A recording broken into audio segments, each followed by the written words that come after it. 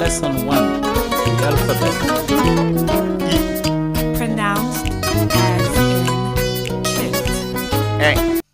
As in met.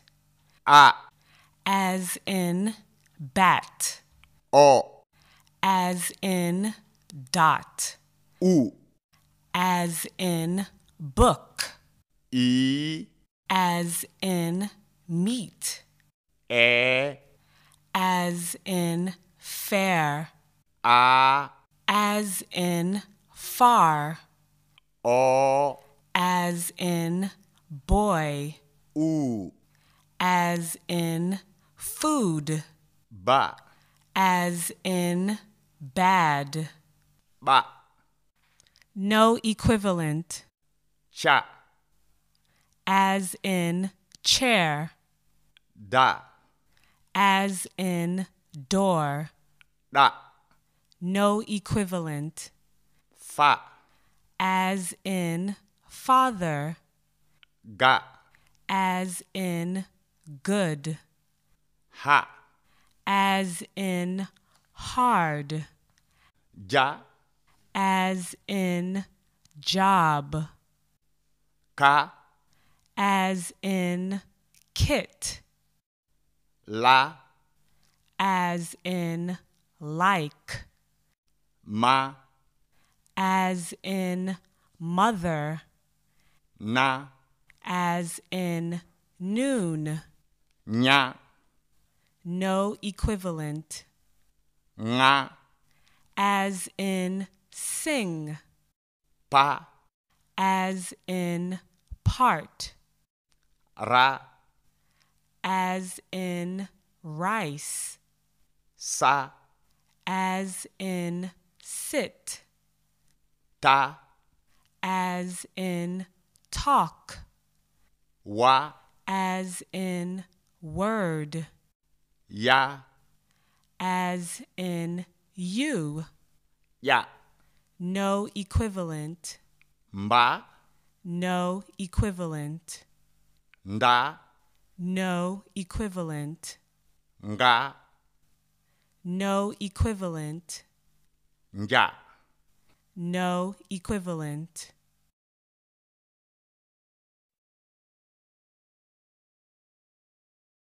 Lesson 2. Vocabulary 1. Me, I. a, You. o, He or she. en, We, including the person to whom we speak. min, We, excluding the person to whom we speak. on, You, ɓe, they, debbo, a woman, rewɓe, women, gorko, a man, worɓe, men, mbomri, a girl, boomi, girls, suka gorko, a boy, sukaaɓe worɓe, boys, cukalel, a child, sukaaɓe, children, ɓesngu, a family, yumiraaɗo, mother, baabiraaɗo, father, jom suudu, wife, jom galle, husband, mawniraaɗo debbo, elder sister, miñiraaɗo debbo, younger sister, mawniraaɗo gorko, elder brother, miñiraado gorko. younger brother, Subaka, morning, naange hoore, noon, kikiide, afternoon, jamma, night, kacitaari, breakfast, bottaari, lunch, hiraande. dinner,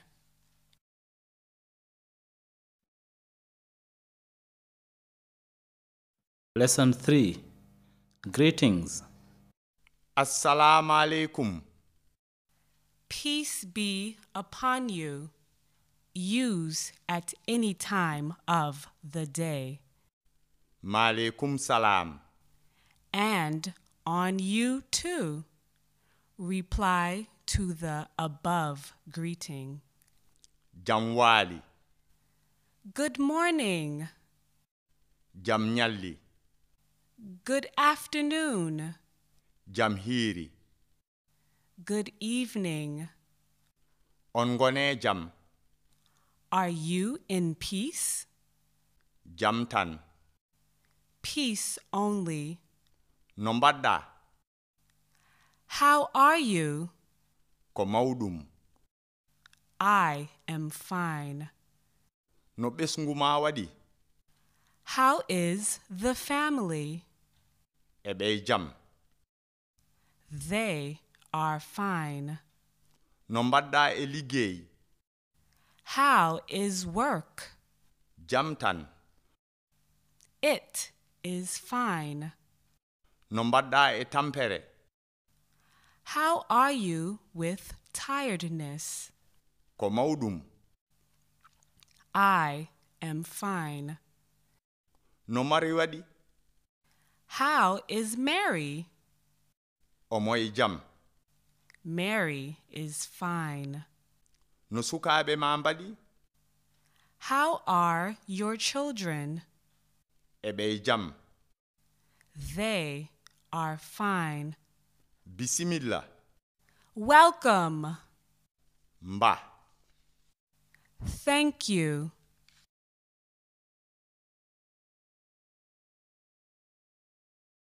Lesson 4. Numbers.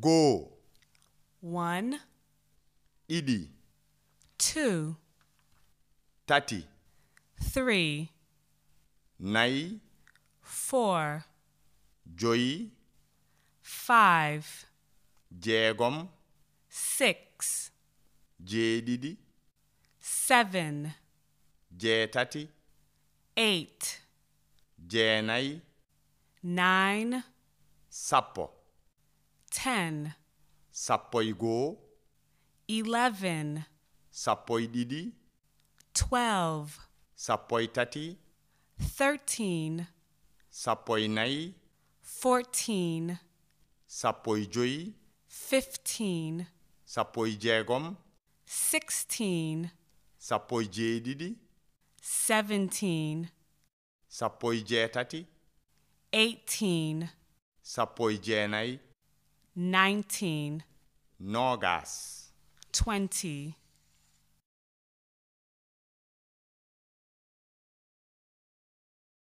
Lesson 5. Vocabulary 2. Taabal, A table, 6, a chair, damal, a door, falanteere, a window, bindirgal, a pen, kiriyon, a pencil, kaye, a notebook, deftere, a book, sakos, a bag, kere, chalk, tableau, chalkboard, palat, a plate, kuddu, a spoon, laɓi, a knife, pittirgal, a broom, ndaɗɗudi, a bed, mbajju, a blanket, darab, A bed sheet. leeso, A mat. comci, Clothes. simis, A shirt. tuuba, Pants. paɗe, Shoes. welo, Bike. lone, Eyeglasses. ndiyam, Water. ataaye, Tea.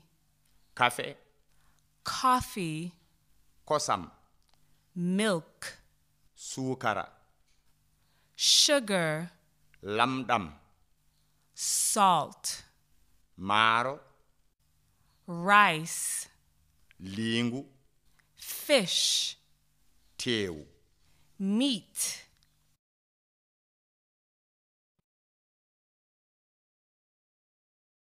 Lesson 6. Vocabulary 3. école, School.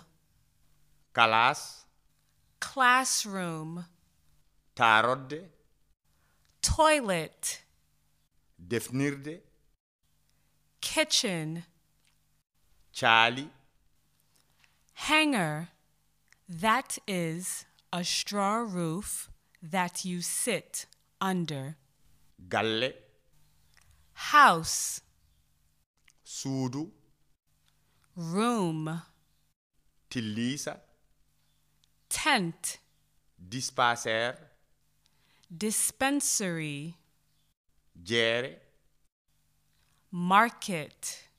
bitik, Shop. bureau, Office.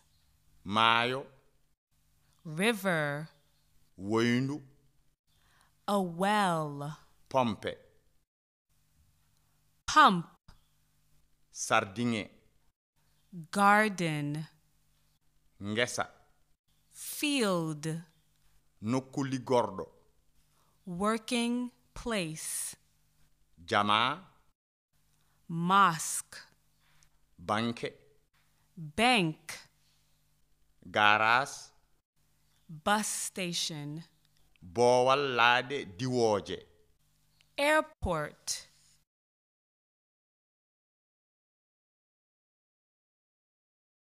Lesson 7. Days of the week and some expressions of time. altine, Monday. talaata, Tuesday. allarba, Wednesday. alkamisa, Thursday. aljumaa, Friday. aset, Saturday. alet, Sunday. ñalawma fof, Every day. subaka fof, Every morning. kikiiɗe fof, Every afternoon. jamma fof, Every night. altine fof, Every Monday. aljumaa fof, Every Friday. ñalawma, Day. yontere, Week. lewru, Month. hitaande, Year. yontere fof, Every week. lewru fof, Every month. hitaande fof. Every year.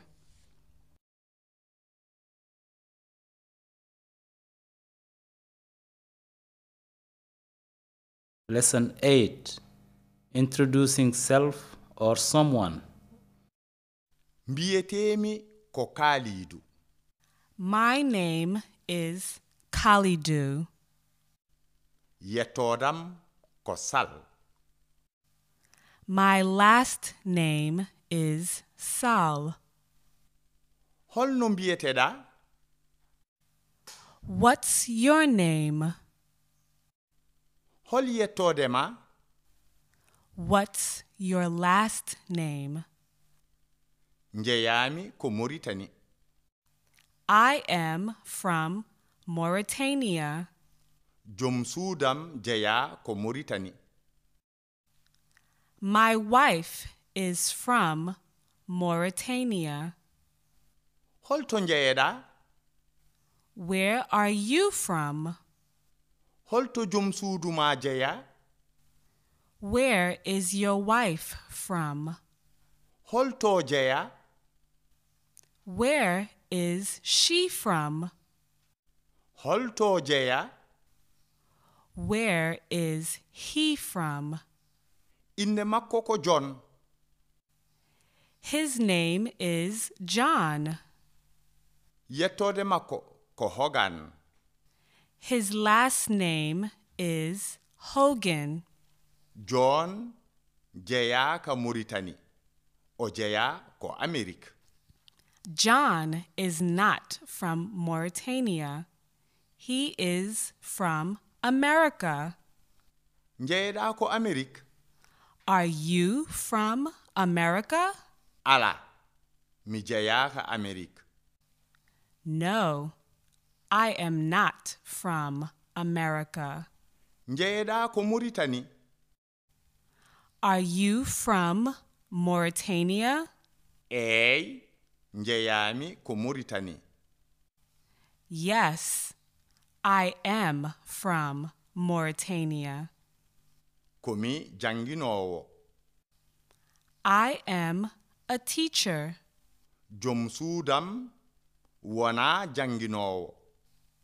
My wife is not a teacher. John ko volontaire. John is a volunteer. Jom suudu makko wona volontaire. His wife is not a volunteer. Jom suudu John ko doctor. John's wife is a doctor.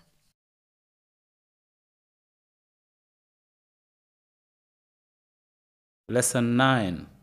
Leave-taking expressions. Ngonen e jam. Goodbye. Njiiden e jam. See you. Nyallen e jam. Have a good day. Mbalen e jam. Have a good night. Yo Allah rokku en walde e jam. May we have a good night. Yo jam boy. Stay in peace. Amin. Amen. Ha jango subaka. See you in the morning. Ha kikide. See you in the afternoon. Hedde nange hore. See you around noon. Ha jamma. See you in the evening. Ha jango. See you tomorrow. Ɗo e ɓoyde. See you soon. Ɗo e yeeso. See you later. Lesson 10. Some useful expressions and phrases. Mi tampi. I am tired. Mi ngongi. I am sleepy. Mi heyɗi. I am hungry. Mi heyɗani. I am not hungry. Mi ɗomɗi. I am thirsty. Mi ɗomɗani. I am not thirsty. Ina wuli.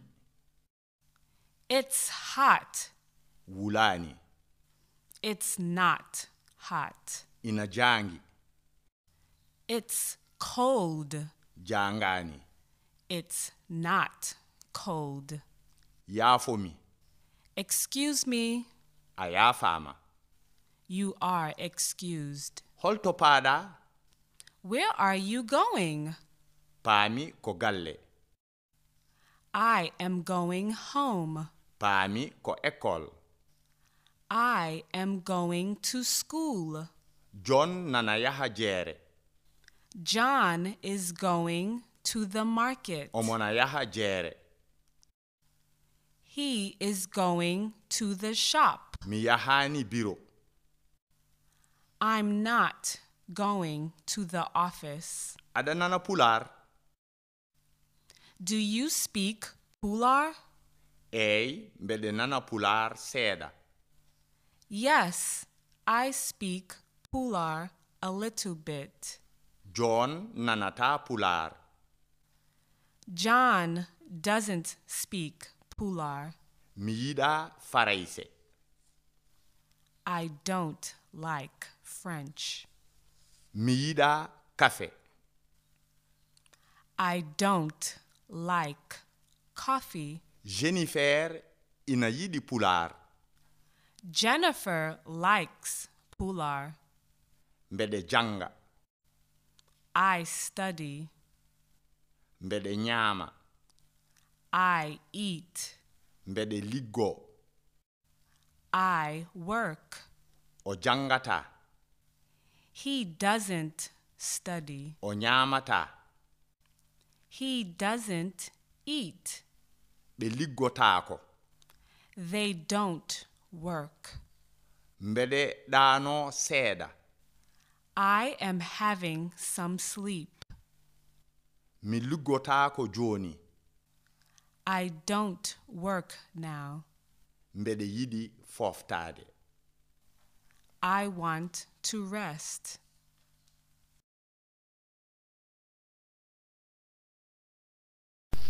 Pulaar language lesson. General greetings. Assalamu alaikum. Peace be unto you. Alaikum salam. Peace be unto you too. Hono mbaɗɗa? How are you? Jamtan. Peace only. Hono ɓe cuuɗi? How are the home people? Ɓe he jam. Peace only. Mba jam tan woni toon? Hope there is peace. Jamtan. Peace only. Hono ligge ɗe? How is the work? Mina hen seɗa seɗa. Peace only. I am on it slowly, slowly. Awa ha yeeso. Okay, till later.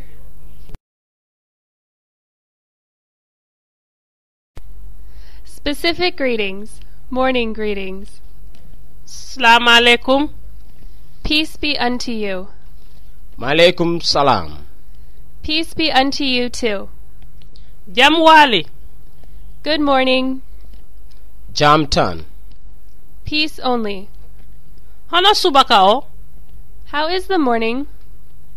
Jamtan. Peace only. Mba jam tan fini? Hope you woke up in peace. Jamtan. Peace only. Yo Allah okku en ñalawma jam. May God give us a peaceful afternoon. Amin.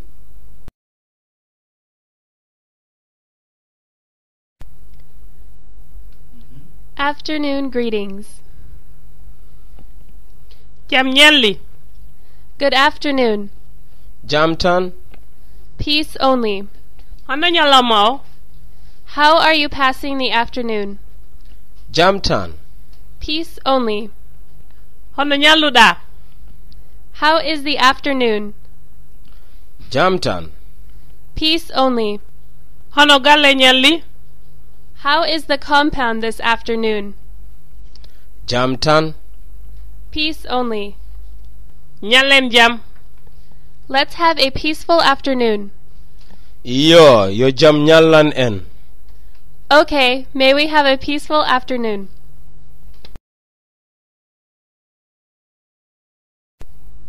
Evening and night greetings.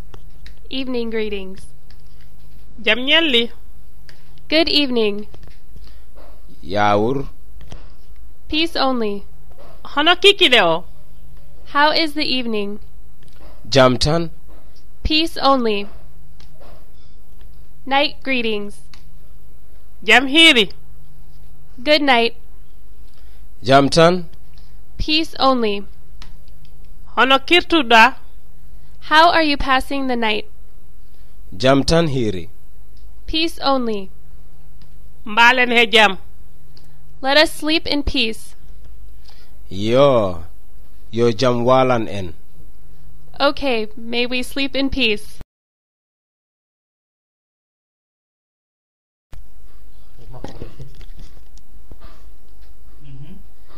Personal identification. hono mbiteɗa? What is your name? Fatou mbitemi. My name is Fatu. hono woni yettodema? What is your last name? Ba njettami. My last name is Ba. leydi hondi immorɗa? Which country do you come from? USA immormi. I come from USA. hoto hoɗɗa joni? Where are you living now? Gambia hodmi. I am living in the Gambia. hoɗo he Gambia hoɗɗa? Where in the Gambia do you live? Basse hodmi. I live at Basse. hoɗum woni golle ma? What is your job? Komi PCV. I am a PCV. duuɓi jelu keɓɗa?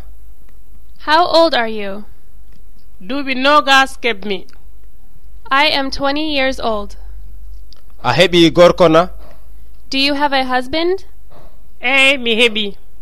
Yes, I have a husband. a heɓi debbo? Do you have a wife? Ala. No, I don't. a heɓi sukaaɓe? Do you have children? Ala, mi ala sukaɓe. No, I don't have children.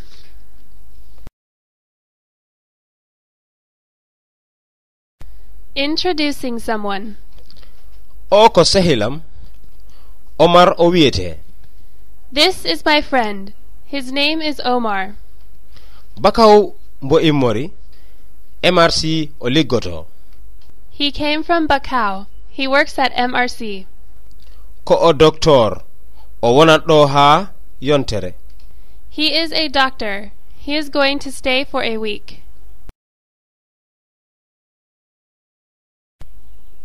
Counting.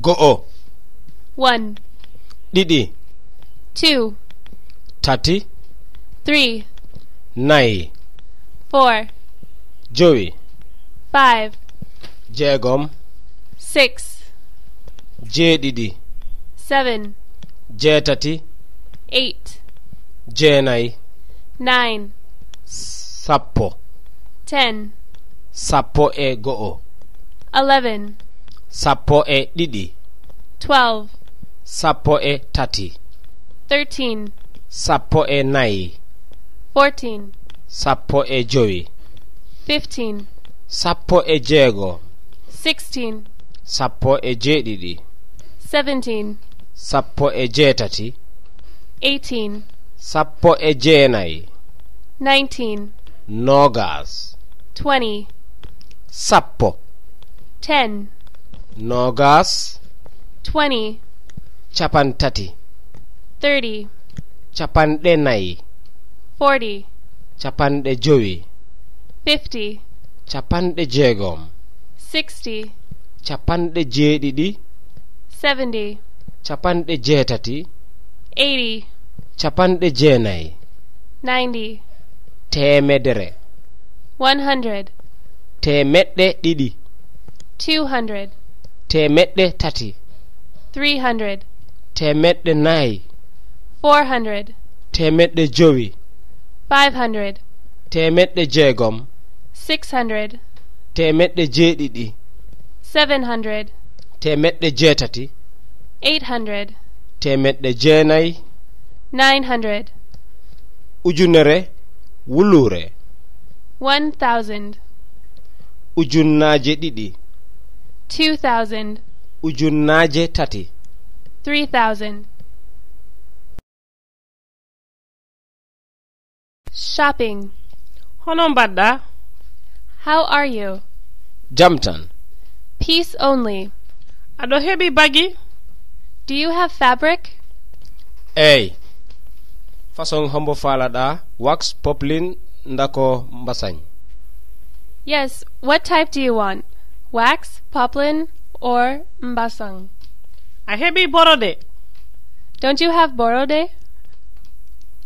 eyi mi heɓi boɗejo bulajo e huɗo hecco. Yes, I have red, blue, and green. meter ko hono foti? How much is a meter? metar ko buuɗi temedere e capanɗe jowi. The meter is 150 dalasi. He, na seri. Ngella ustu ɗum. Hey, that is very expensive. Please reduce it. jelu joɓɗa? How much will you pay? Mi wawi yob buuɗi temedere. I can pay 100 dalasi. ala yob buuɗi temedere e nogas e jowi. No. Pay 125 dalasi. metareji jelu paalaɗa? How many meters do you want? Meter sappo falami. I want 10 meters. hi a jarama, weccet ma boni. Here it is, thank you. Here is your change. A jarama ha yeeso. Thank you, till next time.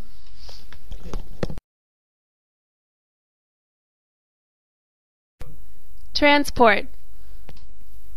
Hoto garas o woni? Where is the car park? mbo fewndotiri e marché o. Opposite the market. Moto hombo yahata Brikama Ba. Which vehicle is going to Brikama Ba? gele bulajo e danejo gonɗo les lekki. That blue and white geli under the tree. Apparente ko o moto yahata Brikama Ba? Apprentice, is this the vehicle going to Brikama Ba? eyi ko o yahata. Yes, it is this. This is the one going. Pass o ko jelu. How much is the fare? pass o ko capanɗe e jeegom e buuɗi jowi. bagas o ko buuɗi nogas. The fare is 65 dalasis, and your bag is 20 dalasis. Ngella wat buuɗi sappo. Please make it 10 dalasi. jol jooɗo yeeso. Get in, go to the front, take a seat. Jippinam Johnson takko pencu. Drop me at the junction near the Bantaba.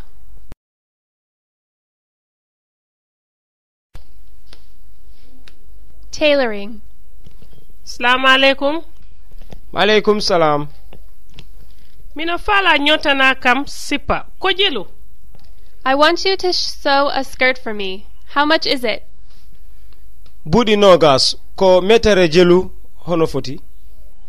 20 dalasi. How many meters do you have? Meteri didi. 2 meters. eyi ɗum yonat. Okay, that will be enough. Honde ɗum parata. When will it be ready?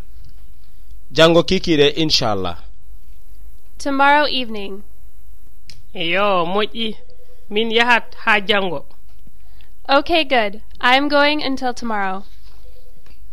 Vocabulary. bagi, Fabric. ñotowo, Tailor. façon, Style. sipa, Skirt. wutte, Shirt.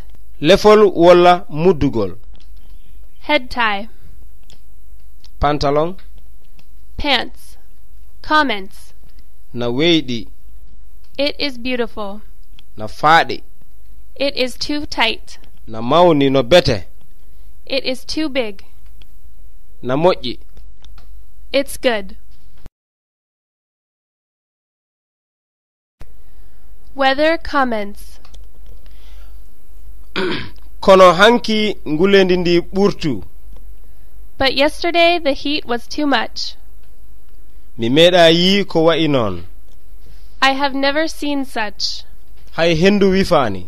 There was no wind at all. mi immino jamma lootimi. I got up at night to take a shower. mi wawano ɗaano ko boowal mbalmi. I could not sleep at all. I slept outside. A fogi walde bowal he niɓre na laabi? Do you think it is safe to sleep outside in the dark? ko he diwre min mbaali wona he leydi. We slept on a platform. It is not on the ground. Weather vocabulary. Nguleendi, Heat. naange, Sun. niɓɓere, No moon. dabbunde, Fall. pundi, Dust. maayo ngoona heewi, High tide. jaangol, Cold. ƴere walla duule, Cloud. niɓɓere, Darkness. waktu duggol walla soñgol, Harvest season. hendu mawndu, Storm. waame, Unfavorable weather condition. saawawere, Dew. toɓo, Rain. ceeɗu, Dry season. hendu, Wind or air. leelewal, Moonlight. ndungu, Rainy season. hendu solaaru, Harmattan. maayo ngoona hori. Low tide.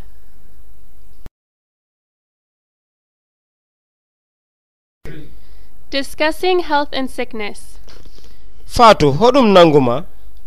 Fatu, what's wrong? Komi fawaɗo. I am sick. Hoɗum musatma? What hurts? Reedu am. My stomach. Gila honde? Since when? Gila hanki. Since yesterday. A yaano lopitan? Did you go to the hospital? Ey. Yes. A heɓi lekki? Did you have medicine? Ey. Yes. Mi laari? Can I see? Hin. Here it is. Yo ɗum ɓuror he jam. I pray that you get better.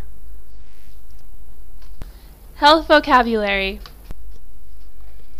Cellal, Health. jontinoje, Malaria. ñawɓooɗi, Malaria. saabunde, Soap. jiddere, Trash dump. lekki, Medicine. ñawɓooɗi, Malaria. kama, Toilet. kaaki, Common cold. ɓongu, Mosquito. sanke, Mosquito net. lot, Wash. ndogu reedu, Diarrhea. kate lekki, Tablet. fittu. Sweep.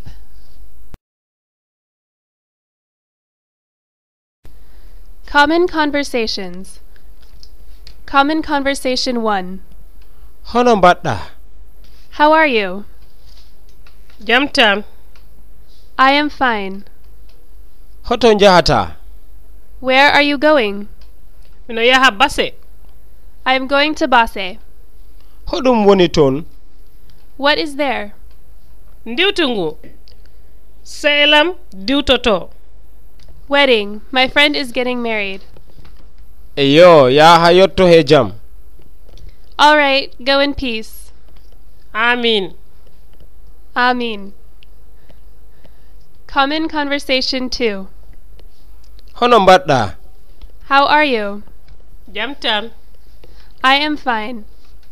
Mi yewnitima, hoto njanoɗa? I missed to see you. Where have you been? Base gonnomi. Kaw am woni toon.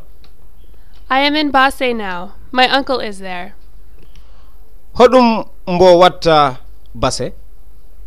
What does he do in Basse? Lopitan base o liggoto. He is working at Basse Hospital. Hono o wiyete? What is his name? Keɓa o wiite.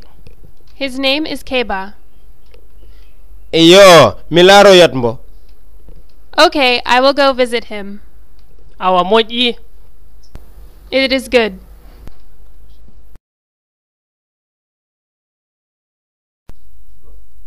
Common phrases.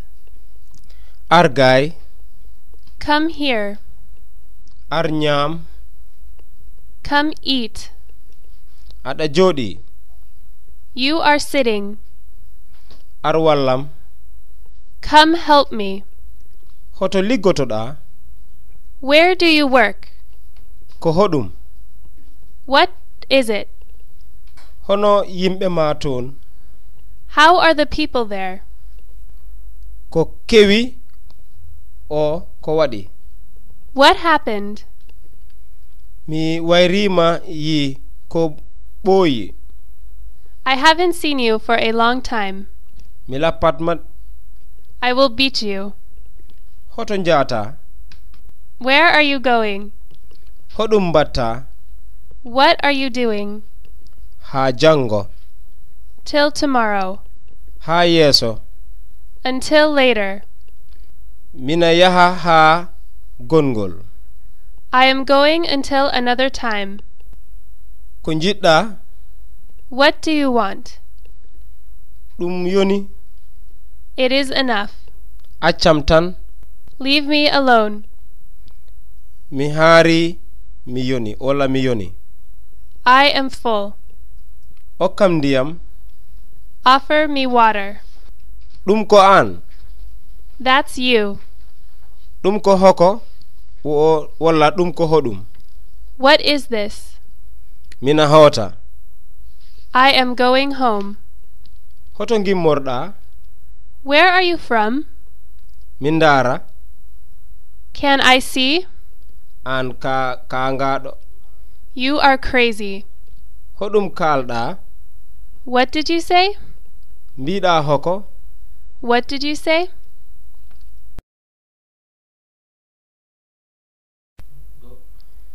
Adjectives. Base na woɗɗi gay. Basse is far from here. Soma woɗɗani gay. Soma is not far from here. Gorko neejo o mbo juuti. The old man is tall. Momri ndi na weeɗi. The young girl is beautiful. Nange nge na wuli. The sun is hot. Sos o na weli. The sauce is sweet. Nebbam maɗam na wuri. Your lotion smells nice. Aɗo luuɓa. You stink. Faatu ɓuri raɓɓit Sadio.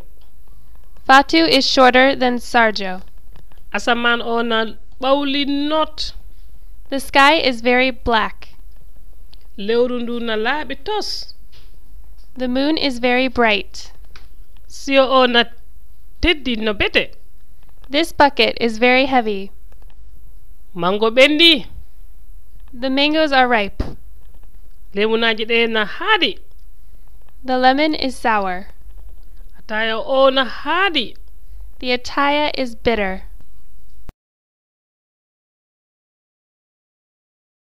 Location. mina kombo, I am in Combo. mina ƴogoya, I am going to fetch water. mbo lelino dow mbaldi, He was lying down on the bed. mbo defa benacin, She is cooking benachin. min gottoto waktuli tati, We will eat lunch at 3 o'clock.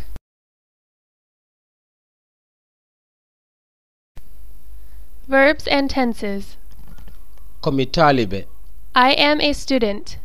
ko liggotoɗo naako mbo wonno, He was a gardener. o wonat PCV lewru garo, You will be a PCV next month.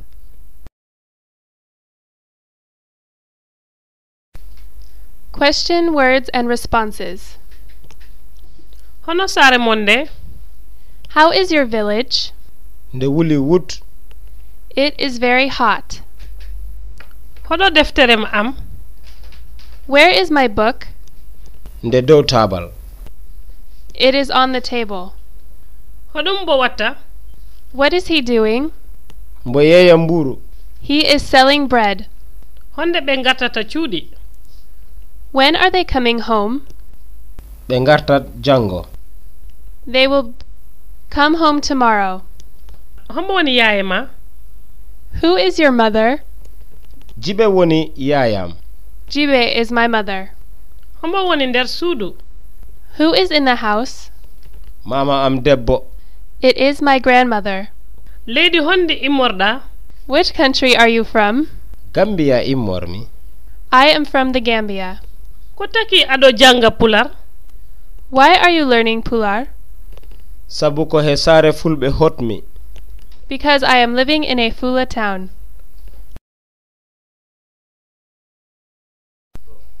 Expressing sympathy and offering prayers.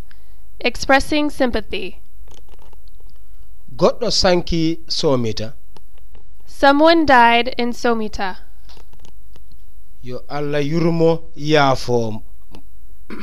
Accept my sympathy.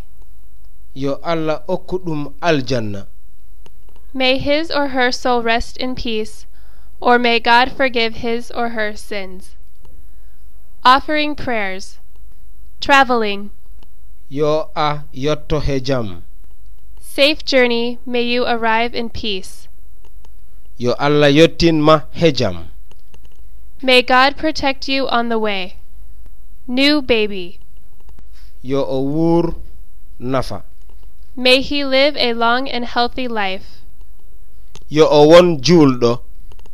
May he become a good Muslim. Sickness. yo allah ɓeydu cellal. I wish you a speedy recovery. mba aɗo ɓurora. Hope you are getting better. Tobaski korite. yo allah tawnu en mbo wuuri. May we be together next year. accu hakke. Forgive you. mi accanima. I forgive you. yo allah accan en. May God forgive all of us. Charity. a jarama yo allah jaɓ sadak. Thank you. May God accept the charity. yo allah danduma kata. May God protect you against evil.